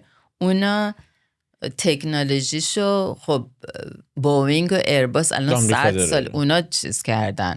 بنابراین قطعات از اونجا میگن، ولی این الان چین هم به اون تکنولوژی رسیده که برای خودش شروع کنه. آره اونا برای خودشون شروع کردن. همون هواپیماهایی که بوئینگ و ایرباس میکنه اونا هم برای خودشون زدن اونا رو. هواپیمای نظامی اینا که دارن، درسته؟ چون مثلا چین خودش، روسیه به عنوان مثال هواپیمای نظامی خوب میدونم داره، سوخو اگه اشتباه نکنم. آره ولی فکر نمی‌کنم چین هنوز به اونجا رسیده باشه، ولی حتما میرسن. هیچ اصلا من نگران اون نیستم. ولی این مثلا میدونی این چیز ساختن هواپیما یک چیز خیلی پیچیده است. هنوزم روسیه هواپیما چون ما از توپولوف استفاده میکرد تو ایران. اگه اعلانه اینا خیلی وحشتناک هم بود، از هر ستایی که میرفت یکیش میافتاد. اغراق دارم میکنم، ولی اونا هم به این تکنولوژی رسیده بودن ولی کوالیتیش آره دیگه توپولوف تولید نه اونا که آره اونا خب چیزم کره ما هم رفته بودن ولی دلیل نمیشه که مثلا کوالیتیش ولی کوالیتیش قابل قیاس نبود اصلا. آره بعد چیزه بنابراین اینا هم به مشکل خورده بودن برای در دوران کووید برای ساخت هواپیما. آره دیگه، یعنی برای ساخت هر چیزی. بعد حالا تو بکن بیان مثلا ساختن هواپیما که دیگه خیلی پیچیده است. که دولت اومد ورود کرد کمک کرد دیگه اگه اشتباه نکنم. نه دولت اومد به ایرلاینا کمک کرد که بتونن مثلا باز همه رو اخراج نکنن. ایرلاینای بزرگ اگه اشتباه نکنم 243 میلیارد دلار کمک کرد. خیلی بهشون کمک کرد، برای اینکه اگه نکرده بود که اصلا همه چی ریخته بود به بیش از سود 20 سال گذشتهشون دولت کمک کرد بهشون باید که بکنن که بتونن. خب یه مقدارش هم البته مثلا وام بود ولی بیشترش نه. بعد هیچ خلاصه اون حالا این سکیوریتی هایی که ما همه ریت کرده بودیم اینا خب پول نمی آمد دیگه، برای اینکه نداشتن که بیان پول سود این اوراق بدن. خلاصه این اوراق از لحاظ ریتینگ خیلی وضعشون بد شد و نه فقط از لحاظ ریتینگ، اصلا تو تمام مارکت گفتن دیگه اصلا نه تنها که قیمت این سکیوریتی اومد خیلی پایین و یه جوری شدش که دیگه تو 2 سال الان 3 سال بود از سال 19 و تا سال همین چند ماه پیش یا مثلا پارسال ما تو کم کم این مارکت بهش میگن asset backed securities aviation asset backed security اصلا راکت شد دیگه، اصلا چیز نبود که تو روش کار کنی. هنوز هم میدونم که یه موضوع جالبی هم که من بهش برخوردم داشتم مطالعه میکردم اینه که کماکان فقط ایرلاین های آمریکای شمالی به سوددهی مناسبی رسیدن، ایرلاین های دیگه هنوز به اون سوددهی نرسیدن. هنوز خیلی مشکل هست، ما هنوز مونده خیلی که برسیم به اون جایی که مثلا 2019 بود قبل کووید. آره خیلی هنوز یه پرابلم های خیلی پیچیده سر همین سپلای چین و بعد بوئینگ هم که هر روز یه برنامه میشه با اون سقوط 737 مکس و الان مثلا یک اعتصاب خیلی گنده تو بوئینگه که باز دوباره کارمنداش نمیرن سر کار. سر چی؟ سر حقوق. اونا که آدم باشونه تو یک کفش که ما 40% اضافه میخوایم، بوئینگ هم میگه نه، ما بهشون همین جدیدن چند روز پیش گفته بودن 30%، اینا میگفتن نه. میگم حالا این چه ربطی داشت به این کار من؟ ما یه دفعه کارمون راکت شد توی ایوییشن و به خاطر همینم بود من الان 12 سال تقریبا اونجا بودم دیگه. بعد دیدم من چیکار کنم نکنم. تو همون KBRA دیگه اونجا دیگه کم کم به خاطر این که این ایرلاین ها به این نقاط دوچار شده بودن دیگه چیزی هم نبود که ریتش بکنید دیگه. همیشه میدونی به خصوص که خودم کشف کرده بودم، بهم گفته بودن که من تو این کار استارتاپ خیلی خوبم، گفتم ببین الان دیگه یه سنی هم هستم که بهش میگن it's my last rodeo so to speak، که من دلم خیلی برای خودم این کار بکنم و قبلا هم بهش فکر میکردم و تو نمیدونستم اصلا میشه این کاری که من میکنم بشه بری توی مثلا این جایی که، ولی خب بعد که این جریانا شد گفتم خب بالاخره باید برم یه کاری بکنم دیگه، بذار برم مثلا دنبال خودم کار کنم. بعد رفتم برای خودم همین استیج وینگو زدم سال 2023 درسته؟ سال وسط 23 وسط 23 الان یه سالی که بعد شروع کنم. بعدم میدونی تو این یه سال خب خیلی برام تجربه باید بگیرم که اصلا میخوام چی کار بکنم، برای که یه چیزیه که سخته تو بخوای تنهای خود بری این کار بکنی. حوزه هوانوردی خیلی زیر شاخه‌های مختلفی داره. خیلی. بعدم از این کانسالتنت ها و اینا خیلی هست تو این بین ماها. الان چه میکنید تو استیج وینگ؟ تو استیج وینگ یه کاری که دارم میکنم اینه که تازه اینو مثلا یه چیزی که خیلی مهمه توی همین هوانوردی این آثار کلایمت چینج که هست. حالا سوال دارم راجبش که چقدر اصلا حساسیت هست نسبت بهش، چون این تغییرات محیط زیستی میگن اصلا هواپیمایی و این تردد هواپیما توی هوای سهم عجیب و غریبی توی این تغییرات محیط زیستی داره. نه الان اتفاقا نه اون درست رد پای کربنی و اینا میگن نه که رد پای هست، منتها از وقتی تو تمام صنعت‌های دنیا رو بذاری رو هم هوانوردی فقط چند درصده. همه صنعت‌ها به اون یکی همینجوری نگاه میکنن و بعد هیچ کدوم تغییر نمیکنه. همون. ولی یه چیزیه که چرا روش انقدر مثلا توجه شده توی چند سال قبل، همین که برای اینکه هر روز هوا چیز میشه، گرمتر میشه و اینم که خب ما میدونیم که این هوانوردی قراره مثلا چند برابر الان باشه. برای اینکه تو فکر کن مثلا این همه آدمایی که میان و میرن سوار هواپیما میشن بیشترشون مال وسترنن. تو فکر کن مثلا خیلی آدما هستن تو چین و هند که حتی از سوار هواپیما نشدن تا عمرشون. تو فکر کن 1.4 بیلیون 1.4 بیلیون تو هند، بعد another billionaires تو چین.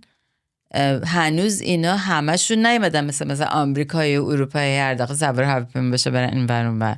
تو اینا رو وقتی که اضافه کنی به این آدمی که الان همه میان و میرن، خب این چیز بوده که میدونی اکسپکتیشن اینه که این هوانوردی و ایرلاین خیلی بد بهشون، یعنی بیشتر مسافرت هوایی میشه تو دنیا، چند برابر اون موقع الان هست، چه تأثیری میذاره توی دنیا. و به خاطر همین 1000 جور چیزای مختلف هست. اصلا الان توی پاریس یه قراردادی بستن که خیلی اروپایی، به خصوص شرکت‌های اروپایی، تا سال 2050 باید چیز کنن، رد پای کربنش رو بیارن خیلی پایین. یعنی اصلا میگن زیرو. حالا ما نمیدونیم چقدر انجام میشه نمیشه مهمه. آره. خیلی این موضوعی که گفتید رو من نگاه کردم، IATA گفته که در حال حاضر فقط 5 تا 6% مردم در جهان ممکنه سالی یک بار سوار هواپیما بشه.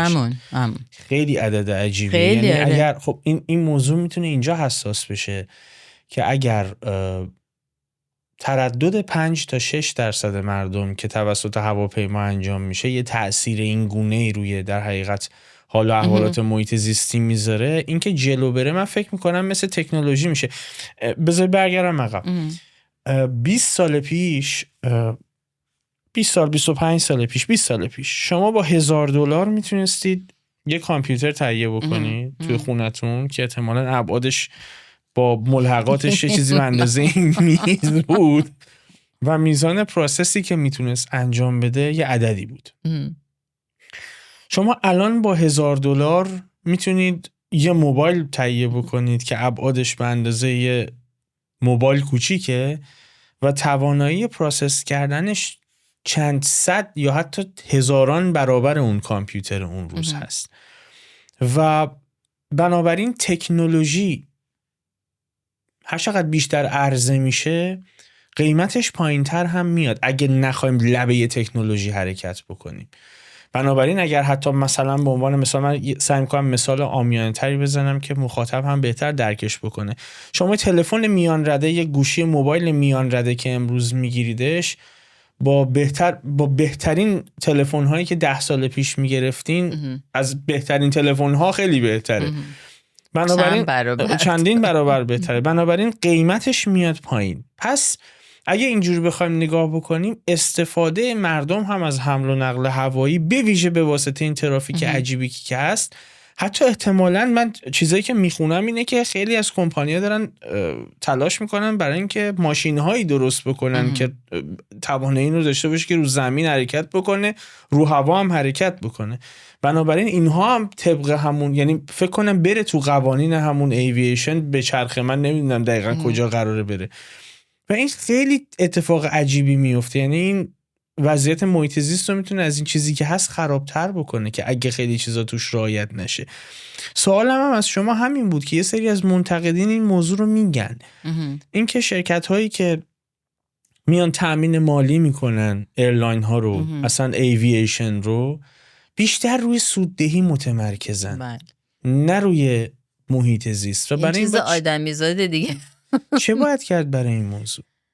خب به خاطر همینه مثلا این چی میگن، مثلا public understanding خیلی مهمه، برای اینکه این همین پاریس اگریمنت که برای رد پای کربن تغییرات محیط زیستی است. آره اینا آمریکا دوران دونالد ترامپ اومد بیرون، درسته؟ آره نه خب یه دوران بایدن دوباره برگشتن آره داخلش. البته نه به اون، میدونی تو اروپا خیلی ستریکت تره این موضوع، برای اینکه اروپایی بیشتر به این موضوع اهمیت میدن، آمریکایی‌ها نه. مثلا همون سوالم اینه که شما تو استیج وینگ دقیقاً کاری که میکنید الان تامین مالی دیگه، بازسازی بدهی، یعنی کمک میکنید به آره از لحاظ ادوایزر. من خودم که پول نمیام به اینا بدم، ولی من خب کانکتشون میکنید به سرمایه گذار دیگه. آره. یعنی الان در حال حاضر کاری که شما تو شرکت خودتون از سال 2023 انجام میدید اینه که خدمات مشاوره‌ای میدید در زمینه مالی دیگه. بنابراین وقتی که خدمات مشاوره‌ای میدید در زمینه مالی به عنوان مثال ایرلاین ها، اصلا تو کل این صنعت ایوییشن، این یه سمت قضیه است. از اون سمت قضیه حتما با سرمایه گذاران هم در ارتباطی دیگه. آره من اصلا همین کارم اینه که من جذب سرمایه کنید برای اونا. اصلا خب. دقیقاً این علتی که من اومدم تو این کار برای که اینه که من بلدم. من همه سرمایه گذارای دتو میشناسم و این استراکچرها هم بلدم، میتونم به این شرکت‌های هواپیمایی کمک کنم که مثلا یه همچی چیز رو باید بکنین که بریم به این سرمایه گذار مثلا X انقدر پول مثلا بتونین.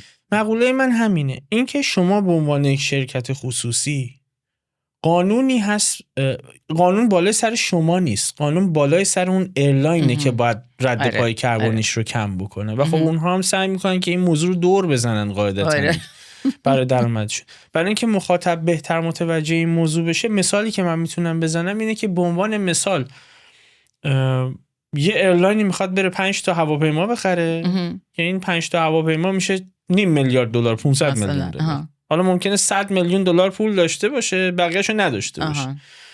اینجا شما وارد میشید دیگه، یعنی مراجعه میکنه به شما و شما بهش مشاوره مالی میدی که بره وام با بهره کم بگیره یا بره همون اوراق قرضه صادر بکنه که مردم بیا، یعنی از مردم بخواد در حقیقت چیز بکنه، پول بگیره و بهشون سود بده عوض اینکه از بانک وام بگیره، یا جذب سرمایه خصوصی بکنه. اینجا شما سرمایه گذار میشناسین و این شرکت ها رو هم که احتمالاً پیش خودتون ریتش کردید که این ریسک این شرکت کم، ریسک اون زیاده رو، اینو وصل میکنید به سرمایه گذار. سوال من اینه که این بین توی این فرایندی که انجام میدید هم شما خودتون به عنوان یک شرکت خصوصی صادقانه دغدغه این رو دارید که اون شرکت رد پای کربنیشو کم میکنه، زیاد میکنه، رعایت میکنه، تو کلایمت چنج اصلا کاری میکنه یا نه؟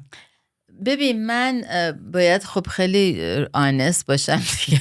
من خودم به چیز environment خیلی حالا outside of my work و اینا I care a lot about the environment و میبینم که ما داریم چه دنیایی برای بچه همون میذاریم یا نوه هامون، مثلا تو سن من میشه نوه ها، که خیلی برای که هر روز خب آدم میبینه خودش اصلا نباید بری چیزی بخونی، میبینی که هر سال هی گرمتر میشه هر جا میره. مثلا امسال حتما خودت خوندی دیگه که is the hottest year ever that's been recorded. حالا بسیاری شهرها تو ایران هم امسال اصلا گرمترین سالشون رو تجربه کردن. همه جای دنیا همه جای دنیا. مثلا چیز مال نورث پول چی میگن، اون آیس کپ اصلا داره آب میشه. خب اینا یه چیزایی که قطب شمال، اینا یه اتفاقایی که خیلی تون داره میشه. درست که همیشه تو کره زمین بالاخره وقتایی اینجوری بوده، یه وقتایی مثلا آیس ایج بوده، وقت گرمتر بوده، سردتر بوده، ولی این چیز نیست، طبیعی نیست و میدونیم که is there human manufactured problems، یعنی مسئله تولید دست انسانه، دست انسانه. آره و به خاطر این خب این حالا این چیزی که من مثلا خودم personally interest دارم، ولی منم میدونم که توی این بیزنس ایوییشن فقط به اون نیست که حالا من بخوام personally برای اینکه بالاخره من توی این بیزنس هم هستم و یه چیزی که همین چند ماه پیش بهش فکر کردم که گفتم ببینم مثلا من چی کار میتونم توی این کار. بعد الان شروع کردم تحقیق میکنم که همین یه کمپانیایی هستن که با یه تکنولوژی جدید دارن دیولپ میکنن که مثلا ما چطور میتونیم این کاربن امیشن هوانوری رو بیاریم پایین، که یک کار خیلی سختیه. برای اینکه میدونیم مثلا تکنولوژی که ما میدونیم، مثلا این هواپیمایی که الان تو همیشه تو میبینی همینجا میانه میرن، این تکنولوژی مثلا 50-60 سال پیش چیز شده، اختراع شده. همچین زیاد میدونی هی ایمپروف شده دیگه. اگه اینجوری نبود که ما الان تو ایران از هواپیمای 40 سال پیش استفاده نمی‌کردیم. همون هنوز کار می‌کنه. خیلی مسئله خوبیه. و به خاطر همین الان اگه تو بخوای این کاربن امیشن رو بیاری پایین میتونه، مثلا الان یه چیزایی هست بهشون میگن sustainable aviation fuel که مثلا میرن biodegradable، سوخت‌های پایدار هوانوردی، میگن 80% هم کم میکنه رد پای کربن سوخت‌ها. بله. آره ولی بستگی هم داره تو چطوری تولیدش میکنه، برای اونام آخه یه چیزایی داره. ولی این خیلی اولا که گرونه این کار کردن و خودش اصلا رد پای کربنی داره. خودش داره ولی فکر میکنم بیشتر تاثیر کاری که انجام نمیدن، یعنی این که انجام نمیدن برای هزینه تمام شدهشه، چون اینا از منابع و در حقیقت از ضایعات زیستی و روغن گیاهی و اینا باید سوخت درست بکنن و این هزینه تولید سوخت رو به شدت میبره بالا و فکر میکنم روی قیمت تیکت ها تأثیر گذاره. نه حتما، یعنی قیمت تیکت ها رو میبره بالاتر. نه فقط روی اون، حتی روی تولید همین بایودیگریدبل چیزا، روغن سوخت بالاخره مثلا اینا یه چیزایی که ما الان خودمون استفاده میکنیم، حالا میخوایم اینا رو بکنیم همشو جت فیول که نمیشه. الان مثلا یه مقداری خوب استفاده میکنن و به نظر من خیلی چیز خوبیه، برای اینکه میدونی الان تو تکنولوژی که ما داریم تو هوانوردی این تنها کاری که میتونیم بکنیم، برای اینکه ما هنوز به اون تکنولوژی نرسیدیم که بتونیم یعنی درست از کاربن امیشن رو بیاریم پایین و اون درصدی که به خصوص قراره که بیاریم که اصلا الان سال 2024 داره میشه 25 دیگه، یعنی ما تو 25 سال باید یه کاری بکنیم که اصلا کاربن امیشن نشه، اصلا نمیشه. نه اون که امکان پذیر خیلی خوشبینه، ولی خب معمولا اهداف رادیکالی رو تعیین میکنن که بشر تا یه جایی حداقل یه بخششو بره. AI نمیتونه در این زمینه کمکی بکنه؟ چون من جای خونده بودم که کم کم دارن از AI برای بهبود مسیرهای هوایی استفاده میکنن. نه اون که الان خیلی وقت یعنی پیدا کردن مسیرهایی که کوتاه‌تر باشه، مدت زمان کمتری هواپیما مشغول پرواز باشه، پس سوختش کمتر میشه، پس دوباره نه اینجوری نه که میدونی یه چیز که خیلی جالبه به نظر من اینه که میگن مثلا need is a necessity of invention. وقتی که تو میدونی باید این کار بکنی بالاخره این تکنولوژیش هم میشه. مثلا همین تلفنایی که تو میگفتی، چرا؟ به خاطر اینکه میبینی که اصلا نمیتونی الان بدون موبایل جایی بری. اونم و به نظر منم حالا من نمیدونم این اتفاق کی میفته، 2005 میفته یا نه، ولی خیلی الان هستن که خیلی کمپانی‌های ایروسپیس زیادی هستن که اصلا کارشون اینه که روی تکنولوژی جدید کار کنن، برای اینکه میدونی یه علتی که تو رد کربن داری این همین سوخته و این موتورایی که الان هست و حتی این موتورای هواپیما تکنولوژی جدید نیست، درسته خیلی بهترش کردن و اینا، ولی اون همون موتوری که قبلا بوده حالا بیزاره مثلا چیزش کردن، ایمپرووش کردن. سراغ هواپیمای هیبریدی چرا نرفتن هنوز؟ یا دارن میرن نمیدونم. هایبرید نه چرا؟ اصلا خیلی این کمپانیایی که اصلا همین شد که من شروع کردم به این موضوع فکر کردم، الان یه همه هزار جور ستارتاپ الان شده که روی همین کار دارن میکنن که مثلا میشه تو با هواپیما با مثلا الکتریک بری، مثلا تسلا الان فولی الکتریکه،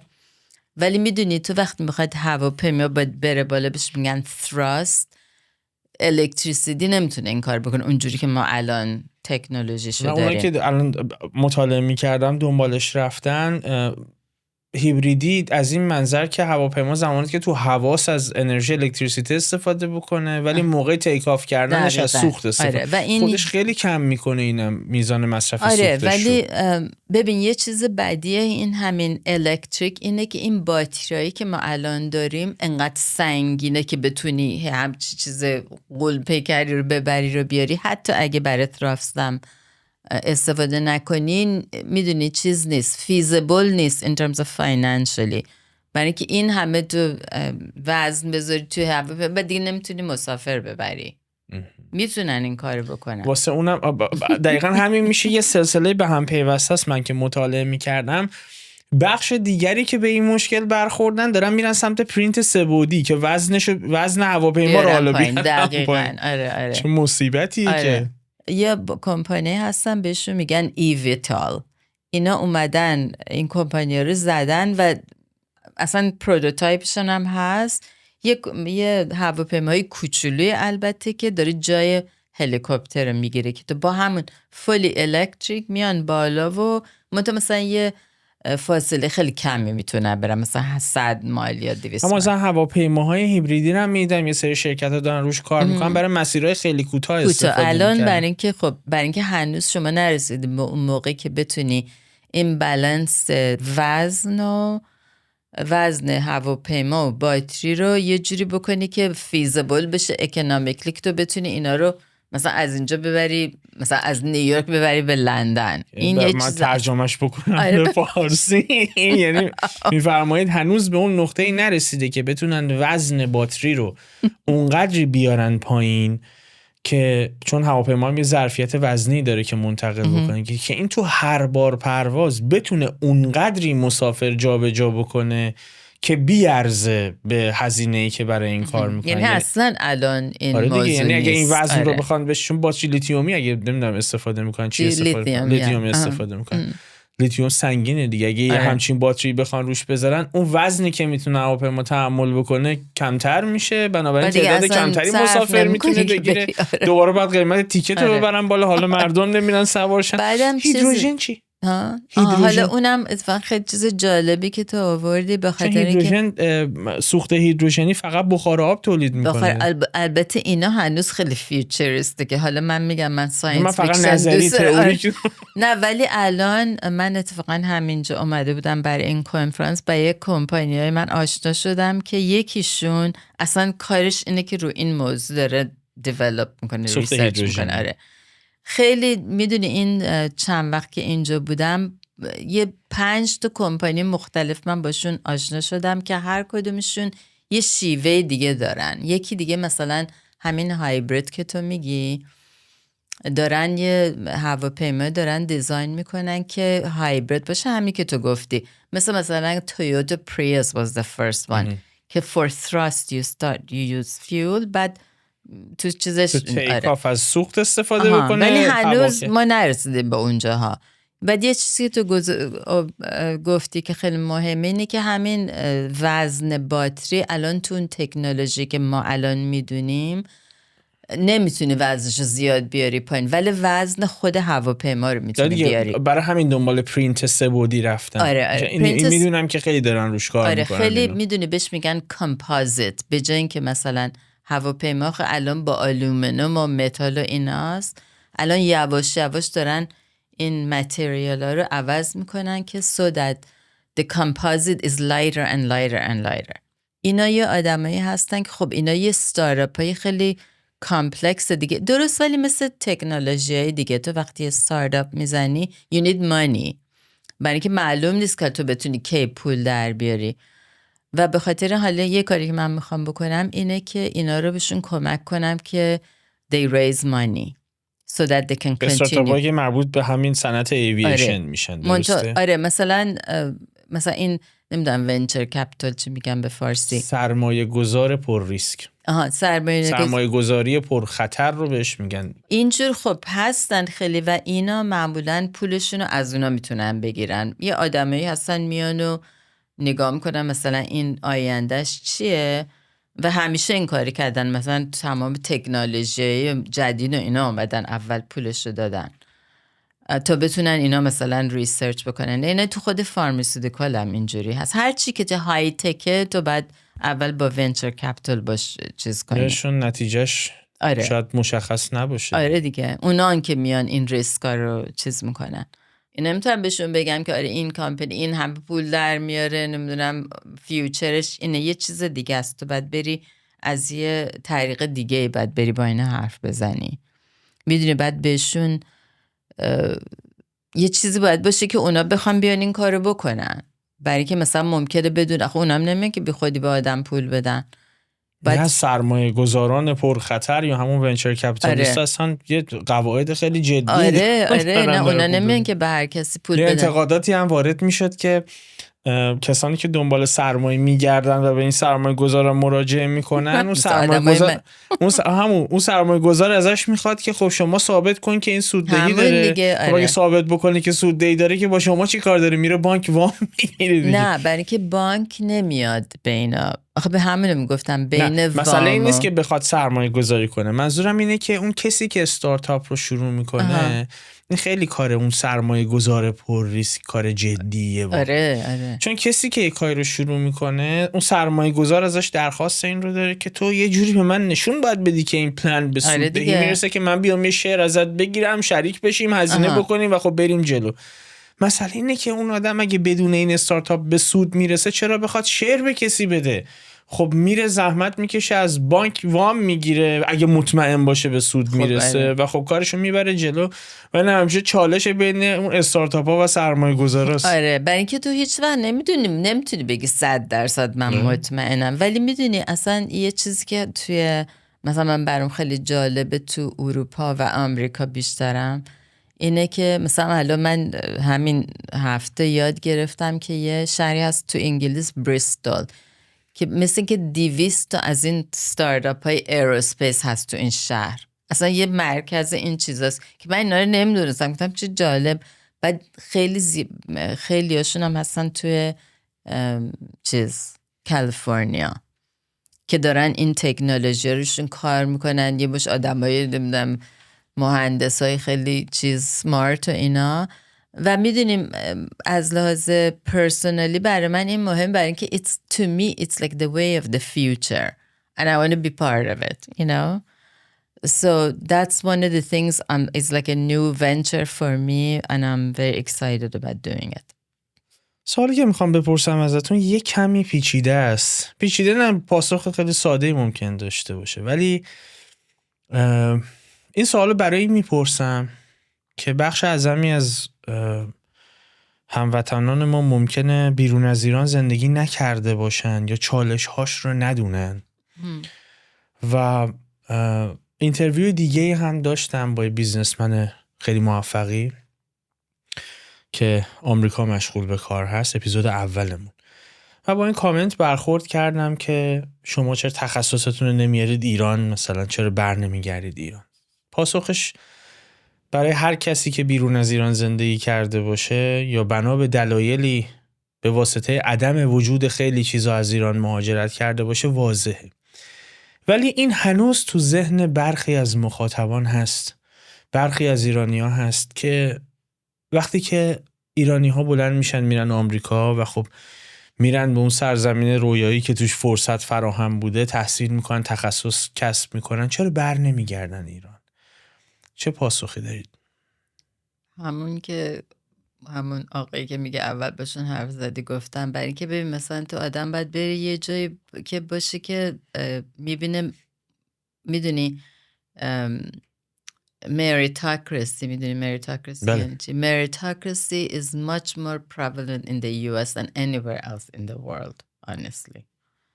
و میدونی یه محیطی داره که درست که خیلی مشکلای خودشونو دارن، نمیگم مثلا سرزمین رویایی نیست، ولی از همه جاهای دیگه، من آخه تو اروپا هم کار کردم، من تو ژاپنم یه مدت زندگی کردم، اونجام کار کردم، تنها جای دنیا که باز تو میتونی just based on your merit میتونی به یه جایی برسی، میدونی.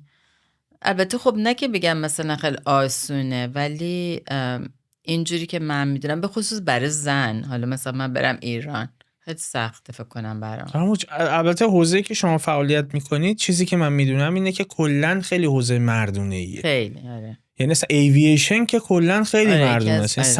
صنعت هوانوردی کلاً مردونه است. یعنی کماکان شما نگاه میکنید تو که پیشرفته ترین کشورها هم که نگاه میکنید، از ایوییشن معمولاً وقتی که از بیرون نگاش میکنی وارد این صنعت نمیشی، چیزی که میبینی خلبانه دیگه، خلبان میبینی. و خب یعنی خیلی دارم سطحی بحث میکنم.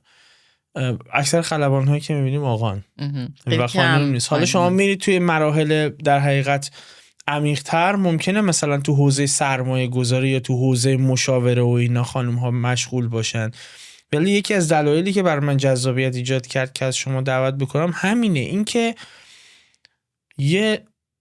یک دختر از یک خانواده‌ای که پدرش بلوچه با اون سابقه در طایفه میاد و میرسه به این نقطه و ورود میکنه به کاری که اصلا حتی تو خود آمریکا هم خیلی زنونه نیست. سخت داره. و اینکه آره خب بازگشتنش به ایران، میگم پاسخش شاید همینقدر ساده باشه برای مخاطب که یه سری امکانات واقعا داخل ایران نیست، ولی اگر یه روزی این امکانات ایجاد بشه، آیا روزی دوست دارید که تخصصتون رو تو ایران ارائه بدید به بقیه؟ آره خیلی هم برام جالبه، به خصوص به اینکه ایران خیلی به هواپیما احتیاج داره. همونجوری که گفتین هواپیمای 50 ساله 40 ساله هست.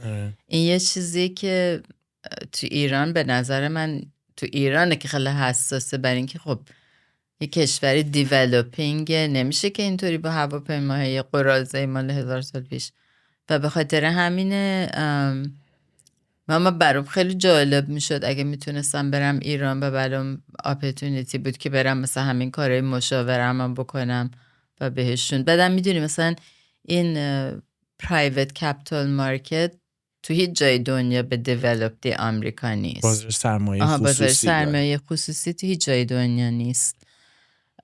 ولی خب تو ایران لابد کمتر هم هست. خب اینه یه چیزایی که خیلی آدم میتونه بهشون کمک کنه، ولی نه الان. در رابطه با وضعیت ایوییشن تو ایران هم صحبت کردید. این خیلی برمیگرده به تحریم ها، به سانکشنز برمیگرده. چاره‌ای برای این میشه اندیشید؟ اصلا چون شما تو این حوزه دارید کار میکنید، آیا از شرکت‌های ایرانی به شما در حقیقت ارتباط میگیرن که بتونن یه جوری کاری بکنن برای این وضعیت؟ اصلا تو ایران از کجا هواپیما میارن؟ دارین تو ناوگانمون فکر کنم بعد از فکر میکنم اون توافق هسته‌ای که انجام شد یه سری هواپیما خریداری شد، ولی اکثر هواپیما قدیمی اون هواپیمایی هم که خریده شد توی خطوط خارجی هست. یعنی فکر میکنم تهران به لندن یکیشون، تهران به لندن و تهران به مونیخ اگه اشتباه نکنم استفاده میشه هواپیمای تازه.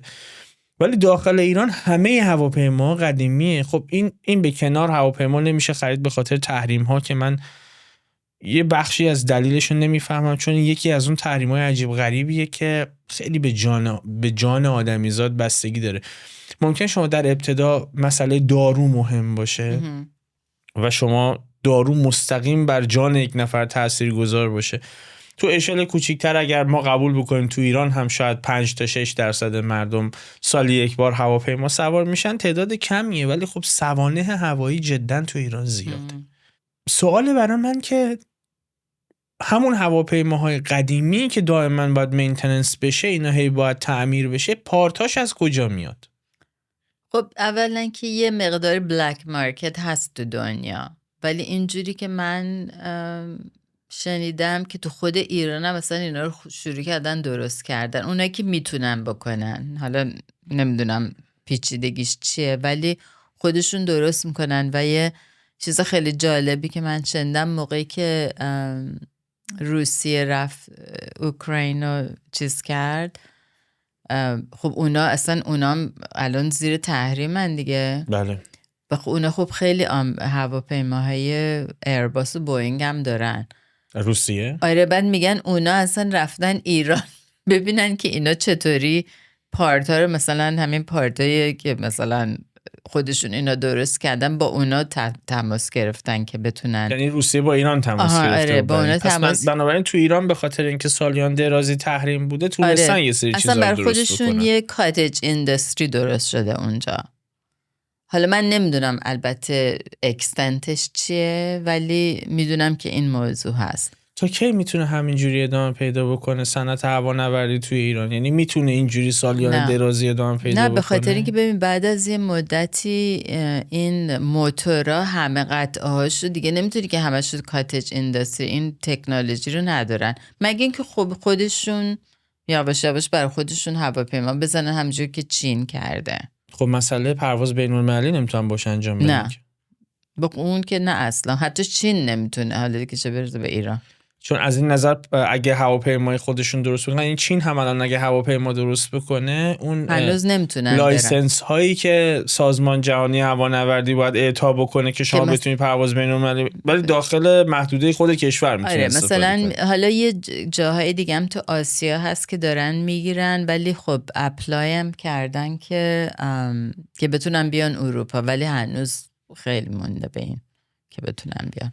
بنابراین دورنماش خیلی دورنمای جذابی نیست، چون این هی اون وقت سانحه هوایی بیشتر میشه. ما همین الان توی ایران دائما درگیر مسئله تأخیر هستیم، تأخیر پرواز، یعنی پای پرواز، چون این هواپیما همه سالیان درازی دارن کار میکنن و پارتاش شما دائما هر کی تو ایران دیگه پرواز کرده با این مسئله مواجهه که اکثریت قریب به اتفاق پروازها از خیلی تأخیر کم تا تأخیر بسیار زیاد دچار مشکل میشن، چون پارت نیست اصلا.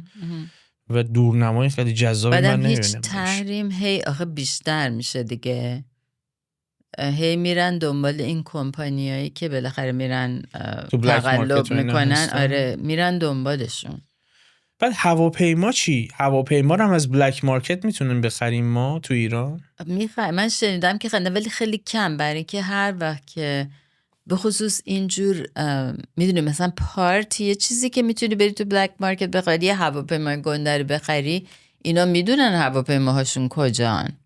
امیدوارم شرایط تغییر بکنه یه جوری این تحریم ها حداقل تو حوزه هایی که به جان مردم مربوط میشه از سر مردم برداشته بشه، که البته خب یه بخش اعظمش نیاز به سیاست گذاری صحیح داره. من سوالات متعددی از شما پرسیدم با این شغل پیچیده شما که به همه جا وصل میشد. اگر موضوعی هست که خودتون دلتون میخواد مطرح بکنید ولی مطرح نکردید، من خوشحال میشم. نه این خیلی خیلی جالب بود برام، و همین که انقدر شما رفتین ریسرچ کردین راجع موضوع، برای من همیشه دوست دارم راجع به هوانوردی حرف بزنم. به هر حال من با مهمونامون خوب آشنا باشین و خیلی مایه افتخار بود برای من که تونستم از شما دعوت بکنم. حاضر بودید تو پادکست فیوز، شغل تاثیرگذاری دارید و من امیدوارم که یه روز این اتفاقی بیفته که حداقل ما بتونیم از ایرانیایی که مشاغل ارزشمند دارن، تخصص دارن، کم نیست، به هر حال 30 سال توی حوزه سرمایه‌گذاری شما کار کردین و به واسطه این که در بخش اعظمی از این 30 سال اصلا ما دسترسی به اون شکل و شیپ از سرمایه گذاران رو نداشتیم، شما تخصصی داری که الان توی ایران ممکنه نباشه اصلا. نه توی یک سری از حوزه. خب برای اینکه اصلا اینجور انفراستراکچرش نیست. نه فقط شما ایرانیای بسیار تاثیرگذاری داریم مثل شما بیرون از ایران که سالیان دراز کار کردن، تخصص دارن و خب چقدر خوب میشه اگر یه روزی شرایطی فراهم بشه داخل کشور، خیلی کمی از این رنج واقعا کم بشه. دلم من خیلی تنگ شده. اصلا خیلی دردناکه، خیلی رنجاوره که ما این همه متخصص داریم در رده‌های مدیریت ارشد. ما توی کمپانی‌های بسیار بزرگی، بله ما ایرانیای بسیار تاثیرگذار داریم که هر کدوم به دلیلی تمایلی به رفتن به ایران ندارن یا از ایران کندن، از ایران به نحوی اومدن بیرون به خاطر شرایط سیاسی، اجتماعی، اقتصادی و یا اصلا دورنمایی نمیبینن که برگردن ایران. یعنی به عنوان مثال شما ذکر کردی شما توی حوزه‌ای که حوزه مردونه است تونستی راه خودتو باز بکنید توی آمریکا و به واسطه اینکه فرصت بوده اگر شما از خودتون پتانسیل نشون بدید میتونید فعالش بکنید ورود کردید. ولی واقعیت اینه که اصلا ما تو سطوح مدیریتی ارشد توی ایران درگیر مشکل هستیم، چون معمولا خانم ها رو نمیذارن از یه جای بیشتر رشد بکنن و همش هم صرفا سیاست های حاکمیت نیست، اون هست، ولی من معتقدم سیاست هایی که حاکمیت هم برمیگزینه شاید اساره ای از وضعیت اجتماعی خود جامعه هم هست. بنابراین من همیشه میگم وقتی که این اتفاق میفته میگم ما هنوز تو خونه های خودمون دیکتاتورهای کوچولویی داریم اول بعد اونو که برآیند اونها وقتی میاد و به ساختار حاکمیتی میرسه یه همچین وضعیت عجیب و غریبی رخ میده برامون که واقعا نمیدونیم راه در رو ازش چیه. بنابراین بیشتر باید از لحاظ اجتماعی و فرهنگی روی خودمون کار بکنیم و پس از اون فکر مسائل بزرگتر باشیم. سپاس از محبت شما، خیلی منت به سر من گذاشتید که مهمان فیوز بودید. امیدوارم که موفق باشید در آینده هم خبرهای خوبی بشنوید. سپاس از مهر شما. هفته آینده فیوز بعدی رو هم از دست ندید که بسیار جذابه.